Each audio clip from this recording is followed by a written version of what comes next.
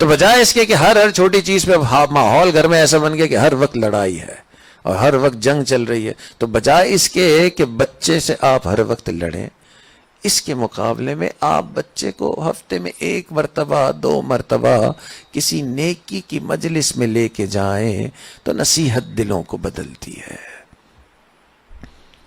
ایک واقعہ آج سے میں نے شاید 15-20 سال پہلے سنا تھا،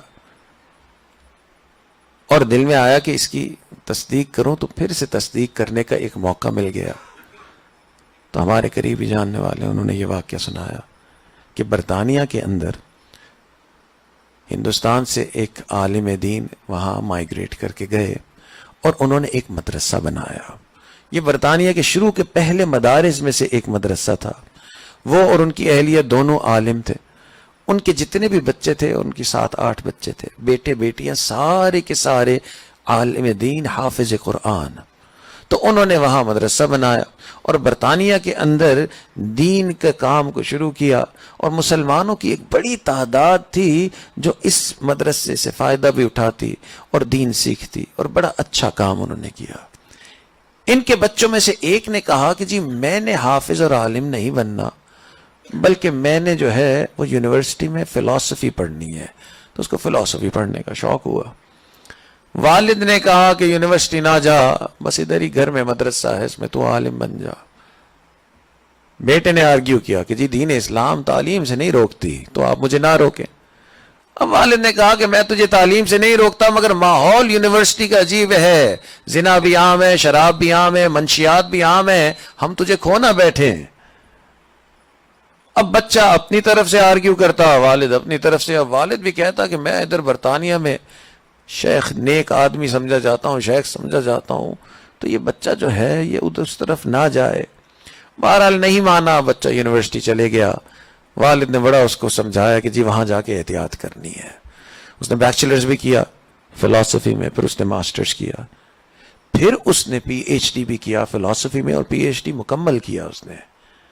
والدین یہ دیکھتے تھے کہ جیسے جیسے اب 10 11 12 سال یونیورسٹی میں گزارے، تو والدین نے یہ دیکھا کہ آہستہ آہستہ جو ہے اس کی دینی اعمال میں کمی آ رہی ہے، نماز میں بھی سستی نظر آ رہی ہے، تلاوت بھی اب نہیں کرتے ہوئے نظر آ رہا ہوتا تھا۔ حتیٰ کہ ایک وقت والد بڑا پریشان ہوا کہ رمضان کا مہینہ ہے، اور رمضان کے مہینے میں چاہے نماز کوئی نہیں بھی پڑھتا اور روزہ سب رکھتے ہیں۔ والد نے دیکھا کہ رمضان کے مہینے میں ایسے علل اعلان بیٹھ کے کھا رہا ہے، تو بڑی ناراضگی ہوئی۔ تو پوچھا کہ بیٹا یہ کیا، رمضان کا مہینہ اور تو ایسے دن میں کھا رہا ہے؟ اس نے آگے سے جواب دیا کہ اس لیے کھا رہا ہوں کہ دین اسلام میں میرا بلیف ہی نہیں ہے، مانتا ہی کوئی نہیں ہوں۔ والد نے یہ بات سنی تو اس کے تو پیر کے نیچے سے زمین ہی نکل گئی۔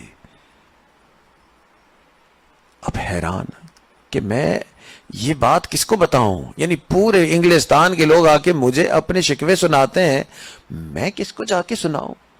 اب والد بھی آنسوؤں سے روتا اور والدہ بھی آنسوؤں سے روتی کہ یہ ہمارا بیٹا یہ ایسی باتیں کر رہا ہے۔ چند مہینے گزرے، ان کے گھر پہ اس زمانے میں ایک بزرگ آتے تھے پاکستان سے، حضرت حافظ غلام حبیب صاحب رحمۃ اللہ علیہ۔ حضرت کی تشریف آوری ہوئی، میاں بیوی نے سوچا کہ حضرت کو بتاتے ہیں، مگر شرم بھی آ رہی تھی کہ یہ کوئی بات ہے بزرگوں کو بتانے والی، مگر آخر میں سوچا کہ کوئی تو حل کرنا ہے نا، تو فیصلہ کیا کہ حضرت کو بتاتے ہیں کہ جو بیٹا جو ہے وہ دہریہ ہو گیا ہے۔ تو حضرت سے کہا کہ حضرت یوں بیٹا اس طرح کی باتیں کرتا ہے کہ میں اسلام کو مانتا نہیں ہوں۔ حضرت نے کہا کہ بھئی اس کو کہو کہ ہر روز گھر میں مجلس لگتی ہے تو آ کے بیٹھے یہاں۔ والد نے جا کے کہا کہ حضرت فرما رہے ہیں کہ تو آ کے مجلس میں بیٹھ۔ اس نے کہا نہ تو میں نے نماز پڑھنی ہے، نہ روزہ رکھنا ہے، نہ تلاوت کرنی، نہ حضرت کے بتائے ہوئے کوئی معمولات کرنے، تو میرے ادھر بیٹھنے کا کیا فائدہ؟ والد نے بڑا سمجھایا، مانا نہیں، تو اس نے جا کے حضرت سے عرض کی کہ حضرت وہ تو کہہ رہا ہے میں نے نماز بھی نہیں پڑھنی، روزہ بھی نہیں رکھنا، میں نے تلاوت بھی نہیں کرنی، کچھ بھی نہیں کرنا ہے، تو میرا کیا فائدہ ادھر بیٹھنے کا؟ حضرت نے فرمایا کہ بھائی اس کو کہو کہ میں اس کو ان میں سے کوئی چیز کرنے کا نہیں کہہ رہا، میں صرف اس کو کہہ رہا ہوں کہ آ کے بیٹھے۔ والد نے پھر جا کے کہا، والدہ نے بھی سمجھایا، بڑا پریشر کیا اس کو کہ جی آؤ۔ تو اتنا پریشر کی وجہ سے اس نے کہا والدین اتنا کہہ رہے ہیں تو میں جا کے بیٹھ جاتا ہوں، اور وہ آ کے حضرت کی مجلس میں بیٹھ گئے۔ اب اس کے ذہن میں یہ تھا، کیونکہ تعلیم یافتہ ذہین علمی شخصیت تھا، پی ایچ ڈی فلسفی میں کیا، تو اس کے ذہن میں یہی تھا کہ جی یہ بزرگ جو ہیں ان کی گفتگو بے ربط سی ہوگی اور کوئی پریکٹیکل باتیں نہیں ہوں گی، اس میں کوئی لاجک بھی نہیں ہوگی، تو ذہن میں یہ چیزیں چل رہی تھیں. مگر اس نے کہا اب میں سنتا ہوں حضرت کیا کہہ رہے ہیں. تو بیٹھ گیا. اب حضرت نے جب گفتگو کی تو اس نے بڑے غور سے سنا. پوری گفتگو سننے کے بعد وہ اس نتیجے پہ پہنچا کہ بہرحال حضرت کی گفتگو سے میری نالج میں اضافہ ہوا ہے. تو گو کہ اس کو یہ نیت اس نے نہیں کی کہ میں کوئی اسلام قبول کرنا چاہتا ہوں، مگر اس نے یہ سوچا کہ جی مجھے نالج بڑی ملی حضرت کی اس گفتگو سے، تو نیت کی کہ اچھا میں کل بھی آؤں گا، بیٹھوں گا. اگلے دن پھر آ کے بیٹھ گیا، پھر اگلے دن آ کے بیٹھ گیا، اور وہ یہ سمجھ رہا ہے کہ جی میری نالج میں اضافہ ہو رہا ہے. سچی بات تو یہ ہے کہ نصیحت کا اثر ہو رہا ہے. جب قرآن نے کہہ دیا کہ تم نصیحت کرو، نصیحت اثر کرتی ہے. 7-8 دن حضرت تشریف فرما رہے وہاں، اور 7-8 دن یہ متواتر آتا رہا، حتیٰ کہ جب آخری دن تھا تو اس نے حضرت سے عرض کی کہ حضرت میں نے آپ سے اکیلے میں ملاقات کرنی ہے. حضرت نے کہا بہت اچھا. اکیلے میں آ کے اس نے بتایا کہ جی میں تو دہریہ ہو گیا ہوں، مگر یہ جو 7-8 دن آپ کی گفتگو سنی ہے تو مجھے ایسا لگا میں غلطی پہ تھا، اب آپ کے ہاتھوں پر پھر سے دین اسلام قبول کرتا ہوں. تو دین اسلام قبول کیا. حضرت نے کہا بھائی 5 وقت نماز پڑھ لیا کرو. تو 5 وقت نماز پڑھنا شروع کی. اگلی مرتبہ چند مہینے بعد حضرت پھر آئے. حضرت نے کہا کہ بھائی تم تہجد بھی پڑھ لیا کرو اور تلاوت بھی کر لیا کرو. اللہ اکبر. اب گھر میں کسی کی تہجد پکی تھی نہ تھی، اس کی تہجد پکی تھی. کسی کی تلاوت پابندی سے تھی نہ تھی، اس کی پابندی سے تھی.